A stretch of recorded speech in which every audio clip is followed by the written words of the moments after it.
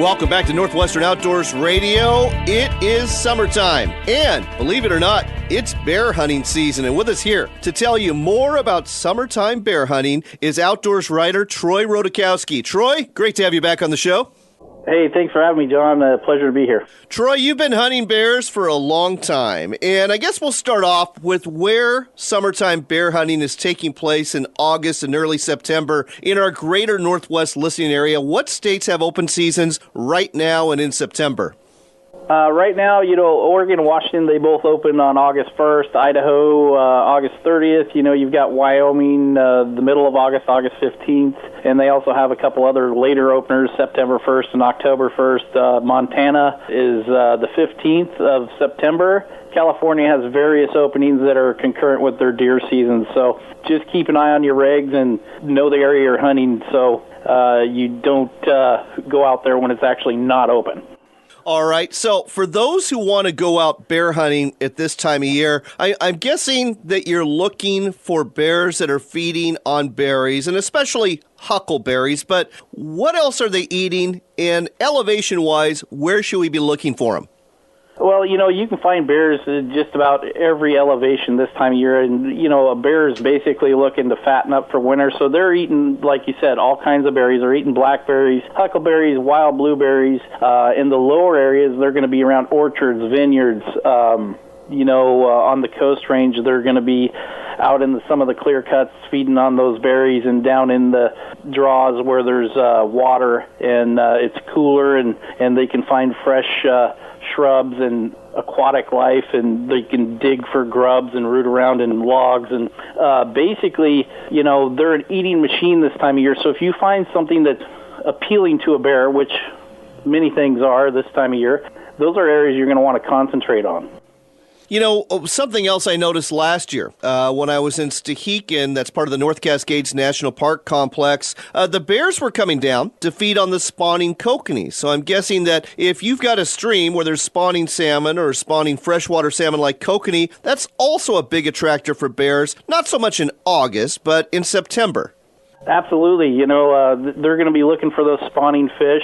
Any, small ponds or areas where they're able to wade out and grab a fish, the small streams where the fish are coming up and spawning, like you said, and then, of course, you've got the die-off of the salmon after they do come up and spawn and different things. They're going to be grabbing anything they can grab, and that's definitely a part of their menu for this time of year. So here's another question for you. You are what you eat, so to speak. When it comes to hunting a bear, would you avoid shooting a bear that's been eating spawned out fish versus eating a bear that's been eating berries like blueberries or huckleberries? I'm guessing the taste might be a bit different.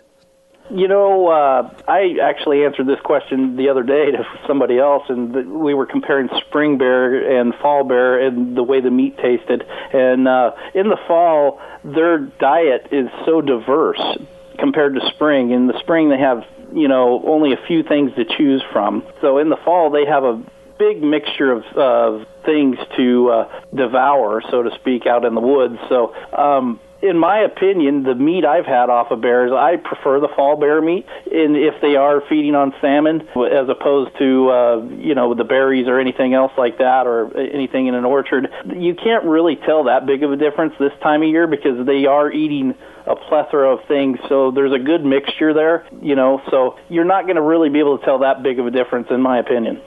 You're listening to Northwestern Outdoors Radio. I'm John Cruz. We're talking to outdoors writer and bear hunter Troy Rodakowski about summertime bear hunting. And speaking of summertime bear hunting, one problem that hunters have this time of year is that the trails are full of summer hikers, and there's a lot of berry pickers out there too in these same areas where the bears are looking for berries. How do we avoid conflicts? Well, the main thing is you want to be visible, not only to bears, but to other people. So, you're going to want to wear a lot of hunter's orange. You're going to want to be visible. You're not going to be sneaking up on a bear. Chances are the bear's going to know you're there anyway. You just want to make sure he does, because the biggest conflicts people have with bears is actually startling them. And as far as other people go, you know, if you see other people, let them know you're there. Don't try to hide from them. Don't try to be, you know, aloof. Just let them know you're there, and you know, make sure that you're, you know, your surroundings. If you do end up and need to shoot at a bear, or you see a bear, make sure it's in a safe direction. And that's the best things to keep in mind for people up there. Just be aware and be visible. Those are the two big things. And, you know, that's great advice, and it also applies to our listeners today who are not bear hunting. Personally, when I'm hiking during this time of year, I always wear blaze orange because I want to be visible to anybody who's out there bear hunting or on a high buck hunt. I don't want to be mistaken for a deer. I don't want to be mistaken for a bear, so I'm not wearing dark clothing. I'm not wearing, you know, brown clothing with a white rump on it or anything like that.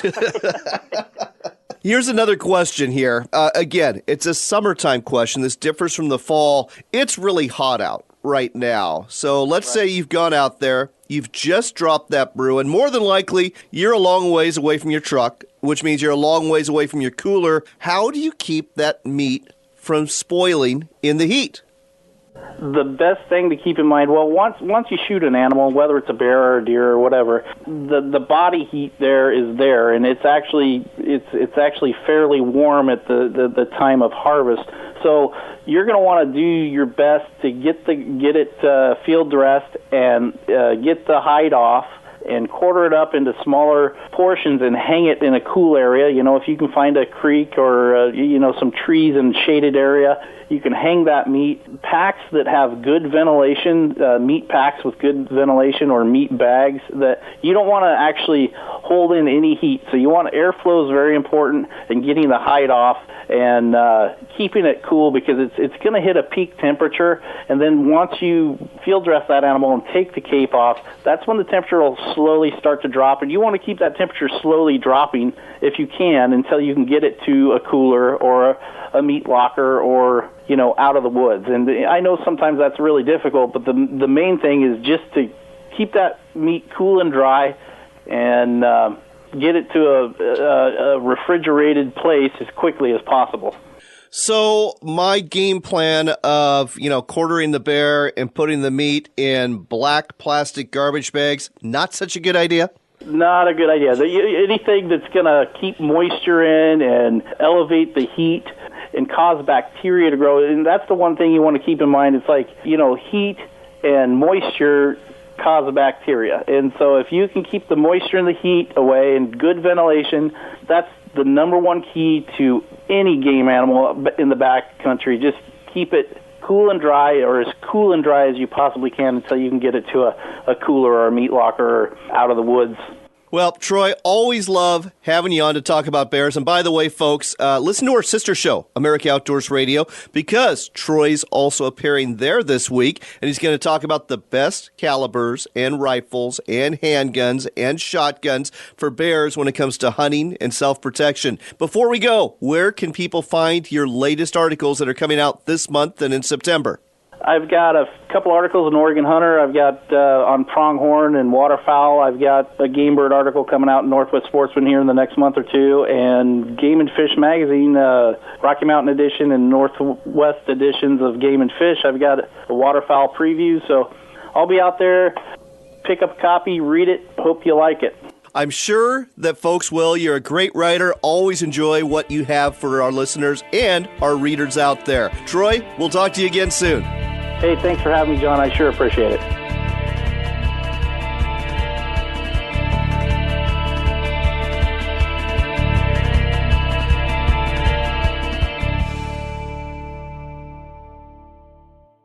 Backcountry Hunters and Anglers, a nationwide group working to keep public lands in public hands so future generations can enjoy what we enjoy. Join the group that makes a difference. Check us out at backcountryhunters.org. Sportsman's Warehouse is America's premier outfitter and has the quality gear you need for hunting, fishing, camping, and more. Our knowledgeable and friendly staff will help you find the right product so you get the most out of your time in the field or on the water. In addition to stocking superior clothing and outdoor equipment, we offer in-store events and seminars so you can enjoy a successful adventure. With over 70 stores located in the United States, it's easy to find a Sportsman's Warehouse store near you. Find out more at sportsmanswarehouse.com.